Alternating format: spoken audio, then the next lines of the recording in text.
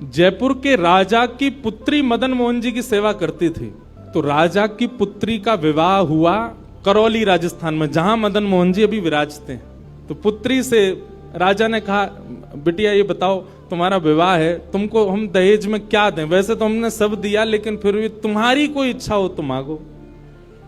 उसने कहा, पिताजी मुझे सबसे ज्यादा प्रेम श्री मदन मोहन जी से है।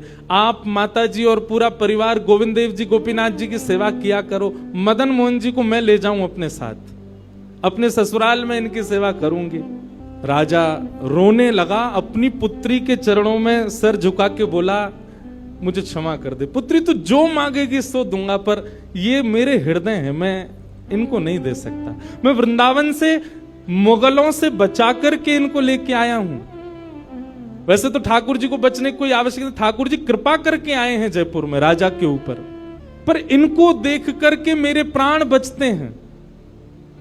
तू जो मांगेगी सो दे दूंगा। पर मदन मोहन जी बोले, पिताजी गोविंद देव जी गोपीनाथ जी हैं ना आपके पास में, एक ठाकुर जी मुझको दे दो। यहां राजा की जिद हो गई, नहीं दूंगा। पुत्री की जिद हो गई कि मुझे तो चाहिए, नहीं तो मैं विदाई नहीं होंगी।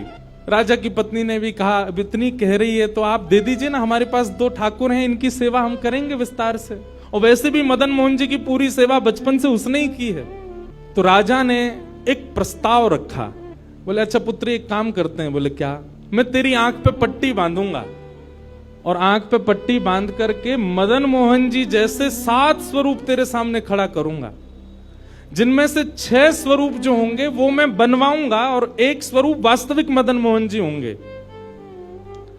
आंख पे पट्टी बांध करके तुझे स्पर्श करके अगर तूने असली मदन मोहन जी को पहचान लिया तो मैं ये मान जाऊंगा कि तू नहीं, ठाकुर जी तेरे संग जाना चाहते हैं। ठाकुर जी की इच्छा पता चल जाएगी।